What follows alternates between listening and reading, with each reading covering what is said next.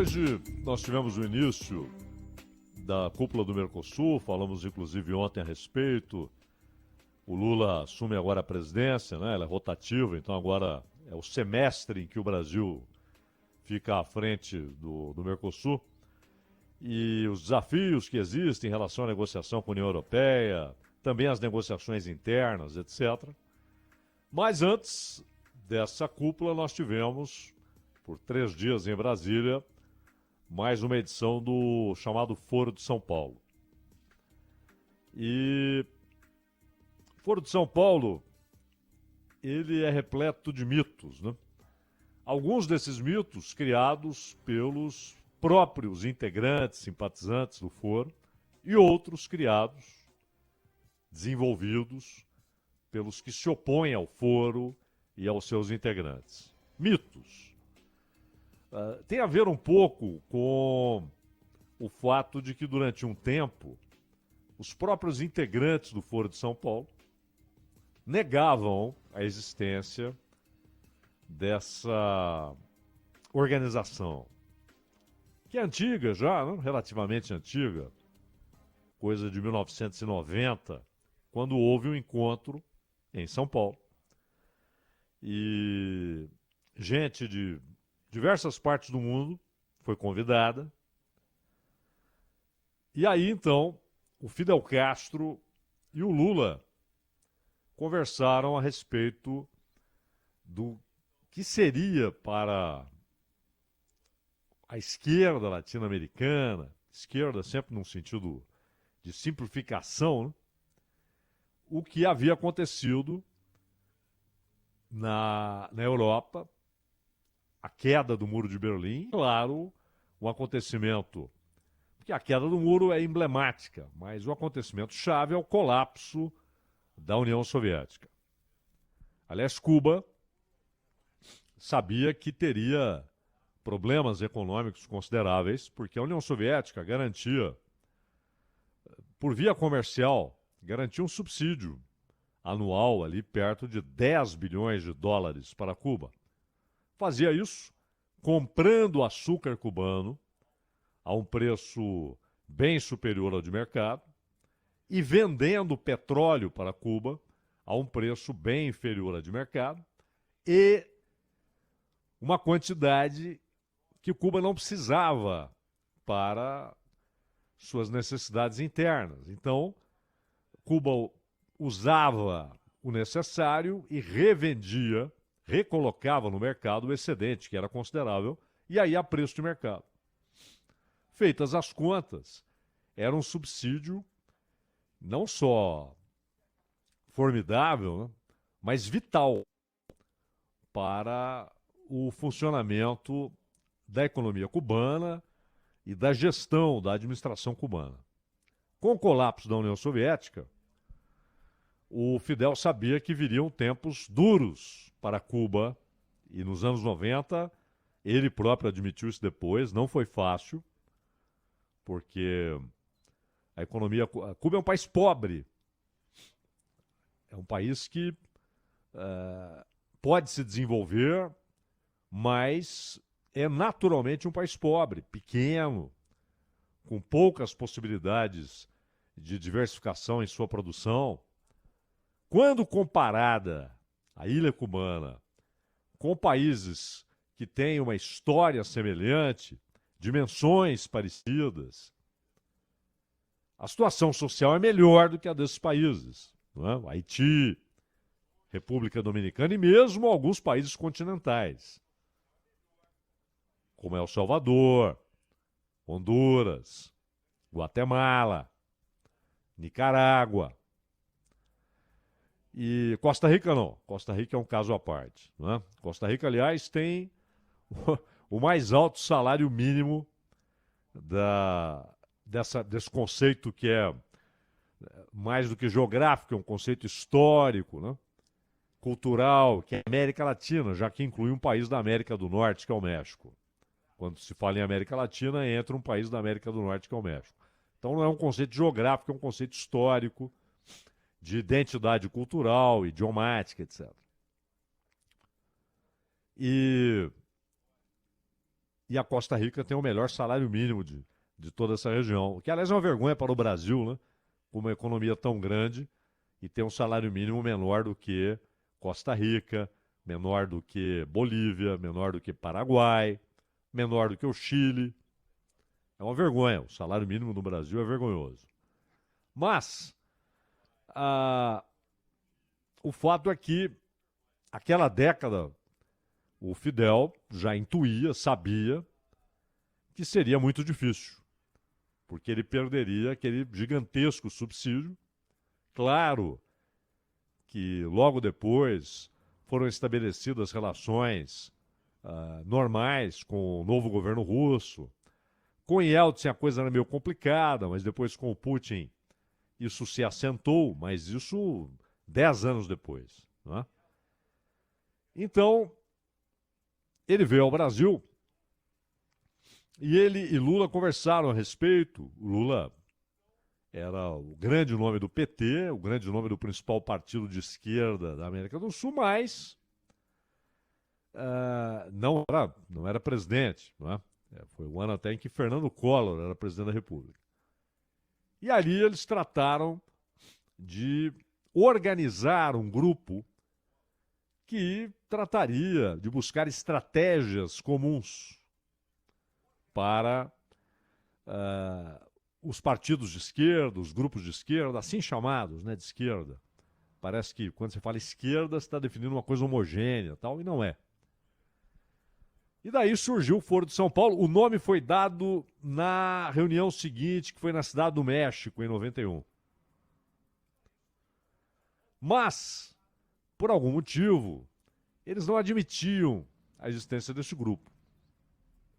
Tinha também as Farc, né? Na época plenamente grupo guerrilheiro. Hoje, as Farc se dividem ao partido, que aliás manteve Farc, só que mudando o sentido, né? Mas há a dissidência das Farc, que continua operando na guerrilha e também em ações criminosas, tráfico de drogas, etc. E há o Exército de Libertação Nacional, que é um outro grupo, esse de caráter de ação mais urbano, né? São ações mais urbanas que caracterizam o Exército de Libertação Nacional. E do outro lado, havia até no Mídia Sem Máscara, né? Lá do Olavo de Carvalho, o Foro de São Paulo, muita gente negava, não existe isso é uma invenção e tal. Até recentemente muita gente negava, até que não havia mais sentido em negar, né, a existência do Foro de São Paulo. E isso desenvolveu alguns mitos, e inclusive o mito que prevalece entre os críticos de que é uma organização revolucionária, marxista-leninista. Ora, como pode haver uma organização revolucionária onde não há revolucionários? Não há revolucionários. Não é? Você tem reformistas, você tem ditadores de quinta categoria como Maduro, que na verdade não é ele a personificação da ditadura. Ele é a face que aparece, mas se o Maduro amanhã falar, ó, cansei, vou embora, vou para a praia, ou se ele for derrubado, se ele for destituído, não é o fim da ditadura. Porque a ditadura hoje na Venezuela é uma ditadura militar. E a alta cúpula das Forças Armadas venezuelanas tem hoje o controle do mercado do ouro extraído em solo venezuelano, tem o controle da PDVSA, que é a Petrobras da Venezuela, né? A petrolífera venezuelana, que só agora começa a se recuperar, porque ela foi atacada por corrupção, gestão ruim, incompetência, negligência, e tornou-se obsoleta na sua linha de produção. A Venezuela, as reservas conhecidas, né? Nenhum país tem mais petróleo do que a Venezuela em reservas conhecidas. A gente fala conhecidas porque você nunca sabe, né, o que vai ser encontrado nas terras e nos mares, né? Então é possível que um outro país acabe descobrindo que tem reservas maiores que a da Venezuela. Das reservas conhecidas, é o país com as maiores reservas do mundo.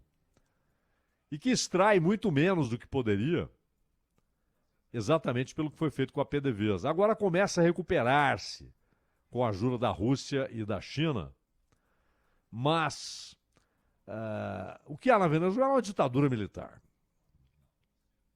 Eric Hobsbawm, um dos mais importantes teóricos do marxismo do século XX, ele morreu já no século XXI, já bem velho, farto de dias, né? O Hobsbawm dizia que, na verdade, o que há na Venezuela, isso ainda na época do Chávez, era um governo contra-revolucionário, um governo reacionário. Na Venezuela, os ricos estão cada vez mais ricos. E o que houve foi um crescimento gigantesco da pobreza. E uma distopia, né? Porque misturou empobrecimento da população, perda de renda, diminuição da capacidade de produção e, portanto, do mercado de trabalho.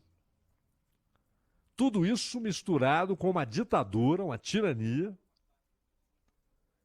e com insegurança pública. É um país hoje de violência urbana em nível muito elevado. É uma distopia, transformar a Venezuela numa distopia. Aquilo não é um governo revolucionário, não fez revolução alguma. Pelo contrário, adota, inclusive, conceitos de administração econômica, conceitos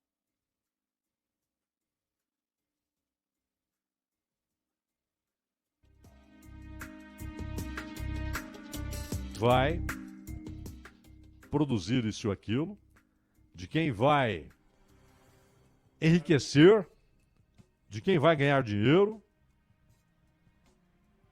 E, basicamente, o Estado tem o controle, inclusive, de quem é dono de jornais, de emissoras de televisão. Forçaram vendas, né, para amigos do poder. Isso não tem nada de governo revolucionário. Mas fora da Venezuela, Alberto Fernandes, Cristina Kirchner, o Boric, não tem nada de revolucionário. Nada, absolutamente nada. E o próprio PT não é um partido revolucionário, é um partido reformista, né? Do ponto de vista de ideias econômicas e bandeiras ideológicas. O único lugar onde de fato foi feita uma revolução foi em Cuba, e que tem uma economia relativamente socialista, mas quando você pega o conceito de que o que é o socialismo, do ponto de vista da concepção marxista, o socialismo é uma etapa posterior ao capitalismo, inclusive com a ideia de Karl Marx, de que os países se tornariam socialistas porque atingiriam o ponto máximo do capitalismo, de acumulação de riqueza e de capacidade de reinvestimento. Claro que isso foi mudado, o Marx não viu isso acontecer, mas isso foi mudado pela tecnologia. A tecnologia ampliou quase ao infinito a capacidade de reinvestimento e de elevação da produtividade. Mas não resolve, claro, não elimina os gravíssimos problemas sociais. Mas a ideia dele é que a revolução socialista ocorreria num país com o capitalismo plenamente desenvolvido. Ou na Holanda, ou na Alemanha, ou, de preferência, no mais desenvolvido de todos na época, o Reino Unido, né? E, no entanto, o Bakunin, o anarquista russo, que foi expulso, inclusive, da Primeira Internacional, expulso pelo pessoal ligado ao Marx, o Bakunin dizia, não, vai ser na Rússia. A primeira revolução vai ser na Rússia. E acertou, né? A Rússia era uma economia rural, longe de ter o capitalismo plenamente desenvolvido, era um capitalismo incipiente, e menos do que isso, quando o Bakunin fez essa projeção, e foi lá que aconteceu uma revolução, essa sim, de fato, uma revolução socialista. A Revolução Cubana, ela tem, uma gênese muito mais blanquista, né, nas ideias do Luiz Blanc e tal, do que marxista. Não é uma revolução do proletariado, né? Mas são as peculiaridades dos países. O fato é que Cuba tem ali uma economia estagnada numa etapa do socialismo. E a ideia, na teoria marxista e também leninista, é que o socialismo, por sua vez, ainda há classes e, portanto, ainda há Estado para mediar confrontos e conflitos. Você ainda tem a estrutura do Estado. A cada um é dado, é pago aquilo que ele merece pelo trabalho realizado, mas isso evolui até a um ponto em que o Estado se torna obsoleto, desnecessário, desaparece e você entra numa sociedade com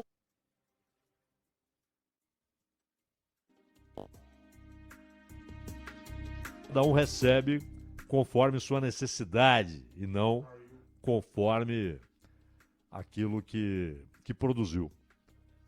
Agora, nessa história toda, é preciso ressaltar que fora de Cuba, você tem ditaduras vulgares, como da Nicarágua e da Venezuela, que não tem nada a ver com economia socialista, né? São ditadores. No caso da Nicarágua, um pequeno grupo que controla com o apoio das Forças Armadas, e na Venezuela são as Forças Armadas que estão no poder, que são a ditadura, a cúpula das Forças Armadas, que controla a economia e tem o Maduro ali como face, até para respeitar a indicação do Hugo Chávez. Ele faz parte, claro, ele tem seu peso político, era um líder sindical, mas não é o esteio do regime. Ele é a face do regime. Então, imaginar que há aí uma organização revolucionária, né? Até porque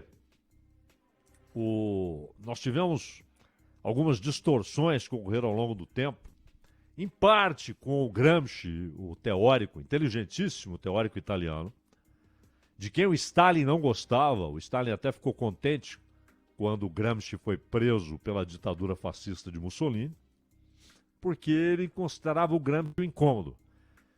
E o Gramsci, ele tinha uma ideia que, de certa forma, contrariava o princípio marxista de que a base do que acontece na sociedade, e, portanto, o que deve ser alterado, mudado, revolucionado é a base econômica, é a infraestrutura, e não a superestrutura. E o Gramsci inverteu isso.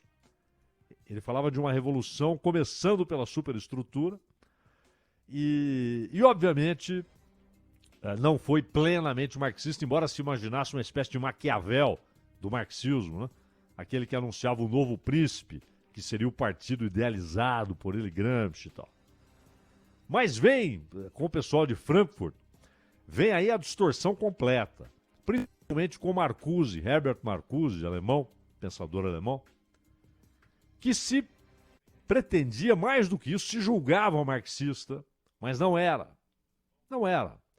A teoria política e a teoria de política econômica do Marcuse é, na verdade, mais do que uma distorção, aquilo que o próprio Marx chamava de teoria lumpen, né? Pequeno burguesa, antirrevolucionária.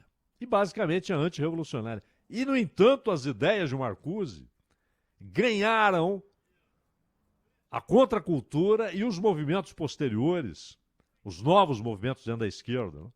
Que já não eram stalinistas nem trotskistas, e obviamente não eram leninistas, né? Até porque trotskistas e stalinistas se dizem leninistas.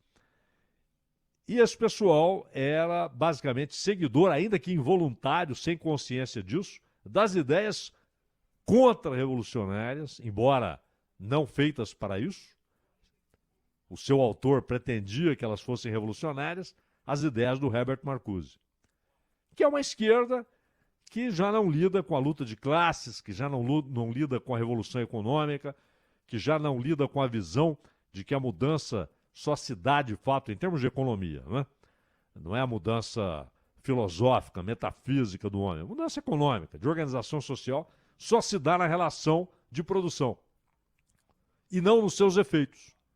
Que também, claro, Weber demonstrou o quanto essa ideia de que tudo emana da infraestrutura é uma ideia furada, né? Mas é a ideia marxista. E o Marcuse, ele acabou involuntariamente produzindo uma esquerda reacionária, que não é revolucionária, que não tem nada de marxista, não tem nada de leninista, e que se julga, ou se pretende, ou se diz marxista, leninista, mas não é. Pelo contrário, rompeu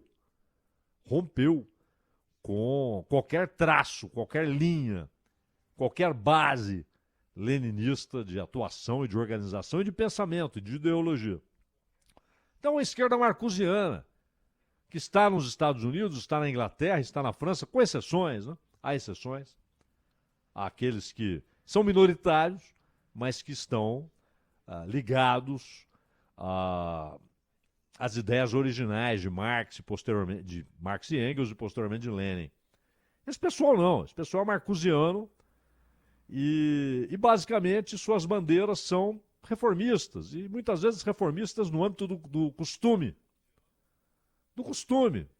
das relações não econômicas, não de produção, mas das relações cotidianas, né? Relações entre pessoas. Isso não é revolucionário. Isso não é revolucionário. Isso é uma visão de relações pessoais. E é isso que prevalece hoje. Então, são muitos os mitos, né, que se desenvolveram de um lado e de outro. Os que se pretendiam revolucionários e até tentaram dar à organização ares de clandestinidade, né, o que definitivamente não fazia sentido, e aqueles que imaginam a organização revolucionária, marxista, leninista, né, algo que liga de alguma maneira essa organização à teoria e à prática de Ernesto Guevara, e não tem nada disso. Definitivamente não tem nada disso. Pelo contrário, do ponto de vista leninista, a esquerda majoritária do século XXI é um movimento reacionário, porque não apenas abandona qualquer ação revolucionária, desconecta a sua ação, a sua fala e as suas ideias dos operários, né, do operariado, a classe que foi imaginada no marxismo como a única classe com capacidade revolucionária, porque é aquela que trabalhava em conjunto, como um ser coletivo, né? Não era o operário que era o revolucionário, era o operariado, o conjunto, a união no pátio da fábrica, né? O que hoje também é algo questionável, porque você tem fábricas robotizadas, né, aos milhares. Mas houve uma ruptura. Então, do ponto de vista marxista-leninista, esses movimentos são, na verdade, reacionários e não revolucionários.